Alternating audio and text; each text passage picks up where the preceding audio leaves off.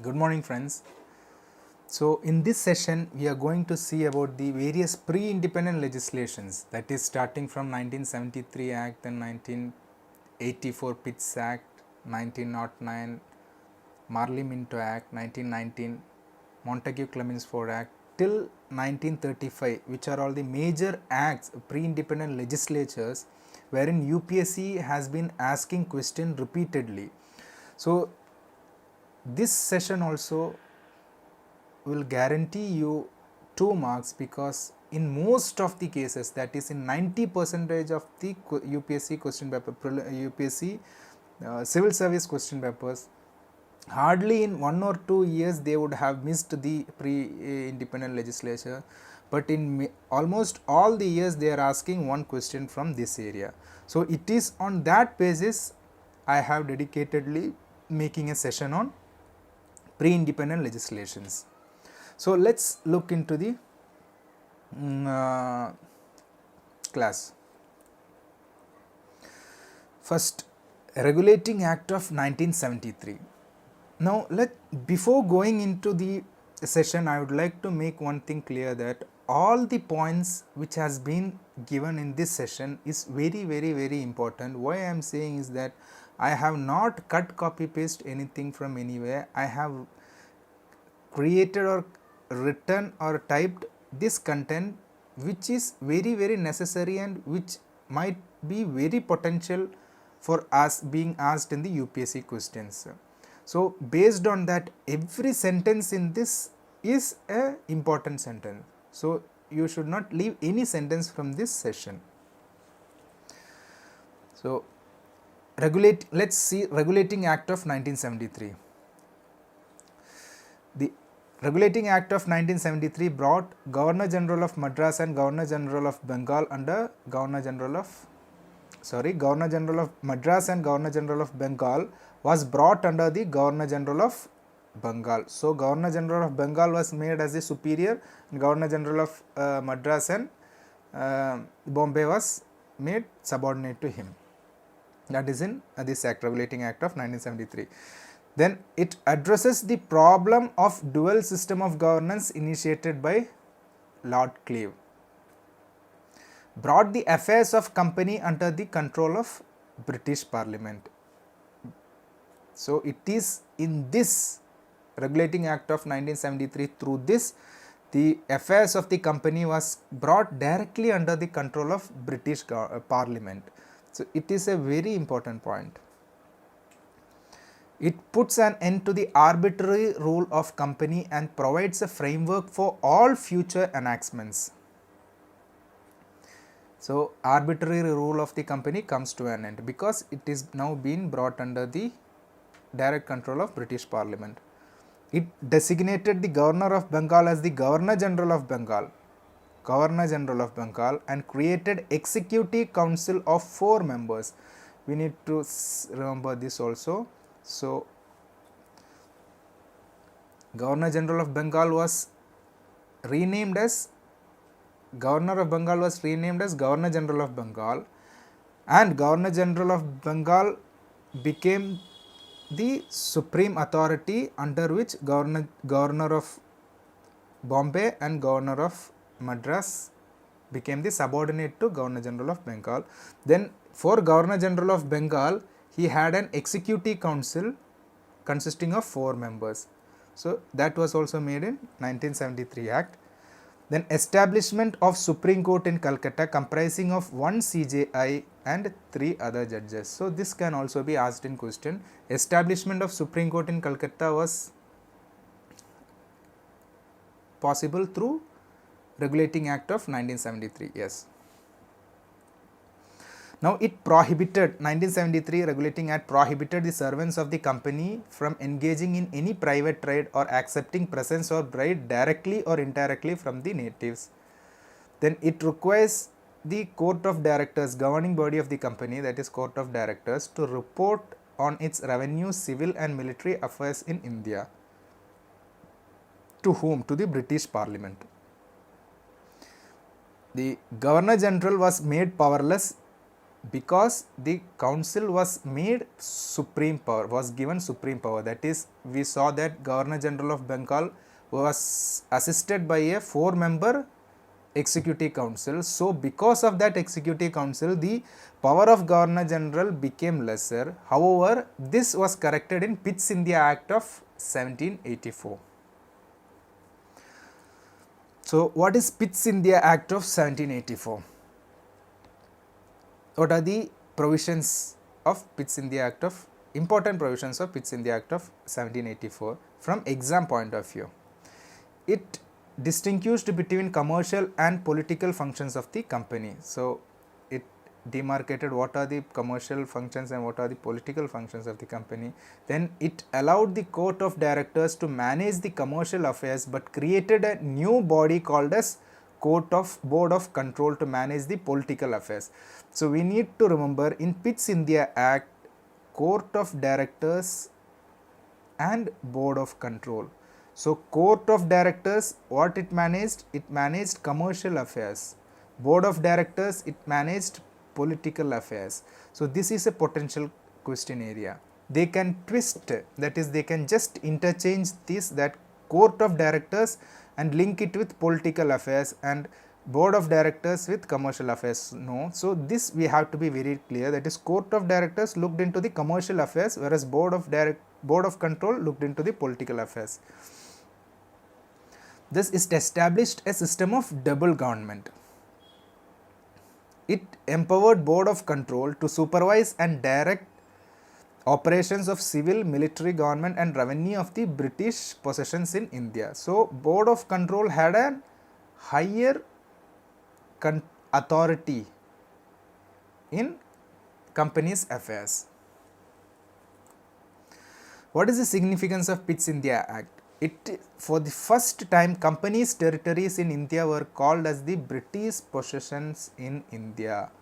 However, we shall recall one thing, that is, for the first time the companies' affairs was brought directly under the control of British Parliament. It is through Regulating Act of 1773. However, it is through Pitt's India Act of, after Pitt's India Act of 1784, that the possessions of company in India was being called as British possessions in India. Then the another significance of Pitt's India Act was a secret committee was formed, which constituted members from both board of control and court of directors, and it was to use to see if the company officials are taking bribe. That was the purpose of secret committee. Now, Charter Act of 1813. Now, Charter Act of 1813, Charter Act of 1833, Charter Act of 1853. These three are very often repeated in UPSC prelims question papers. So, in Charter Act of 1813, what we have to remember is monopoly of East India Company's trade with India was abolished. So, monopoly of trade of East India Company with India was abolished, but trade in tea and trade with China was still exclusive to the company. Though the monopoly in other things of the East India Company was abolished, trade with China and trade in tea still remained an exclusive benefit of the British East India Company. Then company continued to appoint officials. This means the civil servants. The company appointed the civil servants. Then Christian missionaries was allowed in India. That is, after Charter Act of 1813, Christian missionaries was allowed in India. Now, Charter Act of, this is not art, this is act, it's a Charter Act of 1833. Governor General of Bengal was made Governor General of India and vested him with civil and military powers. So, the Governor General of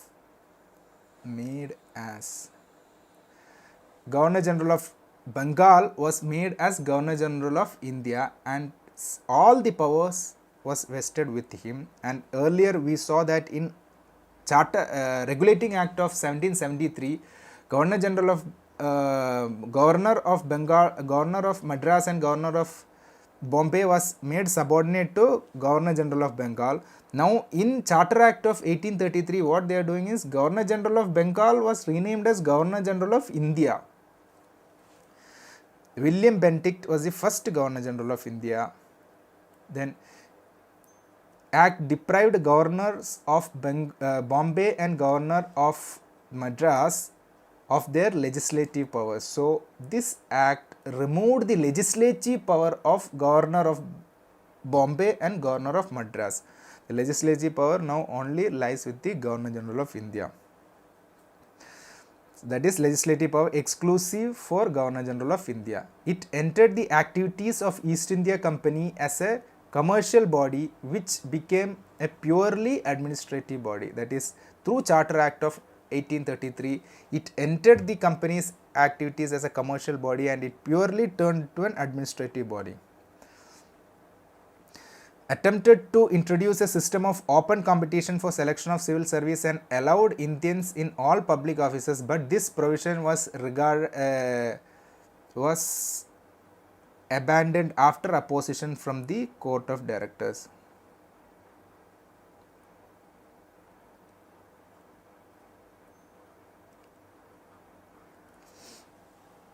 So that is through Charter Act of 1833, the act tried to create an open competition to select the civil servants or the company's officials, but since this was objected by the Court of Directors, the idea was not taken forward.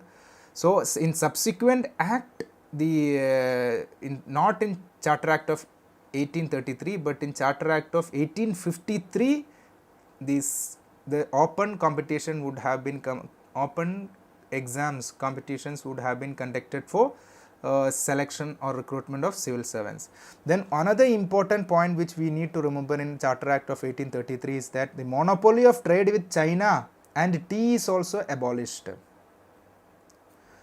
So that is, in Charter Act of 1813, we saw that the monopoly of trade with India was abolished, whereas the trade in China and trade in tea was still an exclusive power of the British East India Company. So in Charter Act of 1833, even that was abolished, that the monopoly in trade with China and monopoly in trade of tea was also abolished. Now let's look into Charter Act of 1853. Charter Act of 1853 separated for the first time the legislative and executive functions of Governor General's Council. That is, it created a separate legislative council known as Indian Central Legislative Council. Now we saw that in Regulating Act of 1773, Executive Council was created in order to assist the Governor General of Bengal. The Executive Council consisted of 4 members. Now in Charter Act of 1853, a new council was created, that is Indian Legislative Council, that is to help in legislative functions of the Governor General. And then Charter Act of 1853 introduced open competition system for selection of civil servants, thus thrown open to Indians also. So it is in Charter Act of 1853, open examination was started to be conducted for selection of Indian civil servants. Then it introduced for the first time local representation in Indian Central Legislative Council of the 6 members of Legislative Council. Of the 6 members of Legislative Council, 4 members were appointed by local provincial government of Madras, Bombay, Bengal and Andhra. So it also for the first time local representation in Legislative Council was allowed. 1909 Act, that is Marley-Minto reforms. What is the importance of this? The first thing which we need to know is it introduced a direct election, introduction of direct election. Then another important is it is introduction of communal representation for Muslims only. why I am mentioning this Muslims only is in 1919 this communal representation would have been extended to other communities. So, in 1909 communal representation was only for Muslims. Then Lord Minto, because of this he is known as father of communal electorate. Then it allowed for first time Indians in Viceroy's Executive Council. We saw that in Charter Act of 1853 in Legislative Council first time Indians were allowed, whereas it is in 1909 Act that in Executive Council of Governor General for the first time Indians were allowed. 1919 Montagu-Chelmsford reforms. So, the thing which we need to remember here is diarchy and bicameralism was introduced. Diarchy was introduced in states. State means provinces at that time. And bicameralism was introduced through 1919 Act. Then devolution of legislative authority by center to provinces, that is division of power. We saw what is division of power. So, this is division of power, that is provinces has their own list wherein they can make their own laws. Then extended communal representation by providing separate electorates for Sikh, Christians, Anglo-Indians and Europeans. This is what I mentioned. In 1909 communal representation was started in India and it was only for Muslims. In 1919 this communal representation was extended to Sikh, Christians, Anglo-Indians and Europeans. In 1935 this would have been the communal representation is separate electorate, that is separate electorate and communal representation is very much similar. So, if I say separate electorate, it is communal representation. So, separate electorate was extended to depressed classes as well in 1935 Act. Then adult franchise to limited number of people. Yeah. Then set up Central Public Commission to recruit civil servants, that is what we know today as UPSC. It has its genesis in 1919. So, in 1919 itself a Central Public Service Commission was set up in order to recruit the civil servants. Then it separated provincial budget from the central budget. Now, here there is a term diarchy. What is meant by diarchy? We know what is meant by bicameralism, that is the state will be represented in upper house, that is in Rajya Sabha, that is bicameralism, that is parliament will have both lower house and upper house, and upper house the state will have representations. The MPs would be elected by the MLAs of the respective states. So, this system is bicameral legislation.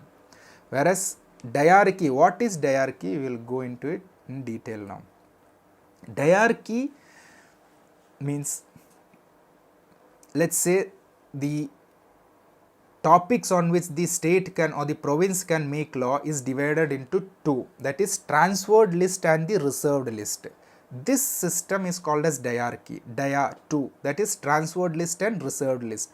Now, transferred list, who will make laws in transferred list? Transferred list, the governor and his legislative council will make laws. In reserved list, the governor and the executive council will make the law. So, this type of division of the list or the division of power, or on which list the executive council can make law and which list the legislative council can make law, this is divided as transferred list and reserved list. This type of enactment or legislations is called as diarchy. So, that is divided provincial subjects into two parts, that is transferred and reserved subject. Transferred subjects are to be administered by governor and his legislative council. Reserved subjects to be administered by governor and his executive council.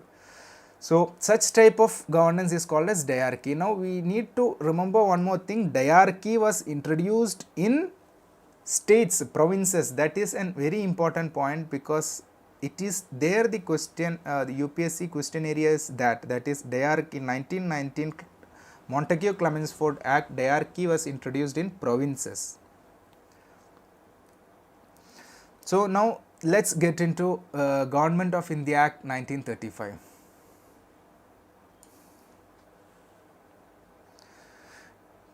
Passed on the basis of reports of Simon Commission, the outcome of Round Table Conference and the White Paper issued by British government in 1933. The division of power into three lists, federal, provincial and concurrent list, was introduced in Government of India Act 1935. Then provincial legislatures of Bengal, Madras, Bombay, United Provinces and Assam were made bicameral, that is the provincial legislators were also made bicameral. State legislative assembly also will be there, state legislative council will also be there for these provinces. Then extended separate electorate for depressed classes as well. Then abolition of diarchy and introduction of provincial autonomy in the provinces.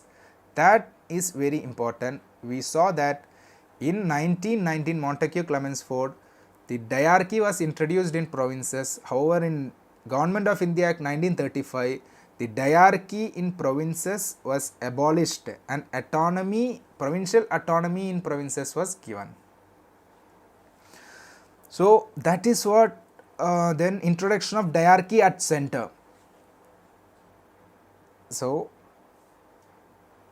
let me brief about the diarchy because it is a very often asked question area. Diarchy first introduced in 1919 Montagu-Chelmsford in provinces. In 1935 diarchy was abolished in provinces and it was introduced in center. So since diarchy is a very potential question area, let me give an overall idea of diarchy. That is, in 1919 Montagu-Chelmsford Act, diarchy was introduced in provinces. In 1935 Government of India Act 1935, diarchy in provinces was abolished and autonomy was given to the provinces. However, diarchy was introduced at the center. Then the Governor General and his councillors administer the reserved subject. That is, in according to Government of India Act 1935, the Governor General and his councillors administer the reserved subject and the Council of Ministers were responsible for the transferred subject. We saw that in 1990 Montagu-Chelmsford Act, the Governor and his Executive Council was responsible for the reserved subject. Here the Governor General and his councillors responsible for reserved subject. In 1919 Montagu-Chelmsford Act, we saw that the transferred subject were administered by the Governor and the Legislative Council. Here the transferred subject is administered by the Council of Ministers, not the Governor. So this is how we need to study. We need to compare and contrast. You might have seen that in all the acts there are certain remnants of its previous acts, like diarchy was seen in 1919 Act as well as 1935 Act. Similarly, when Executive Council was started in 1773 Regulating Act, then we saw subsequently Legislative Council was started. So all this we need to study by comparing. So if we study by comparing, there would be no confusion and it would be without any doubt we can know or mark the answer correctly. So this is all about various pre-independent legislation which is necessary for the UPSC Prelims 2020, and I am sure that you will get one question from this area, and I guess you have added 2 marks to your pocket if you study this session thoroughly, and I have taken all the needed points and put in this PPT. So each point in this PPT is important in prelims aspect. So thank you, have a nice day.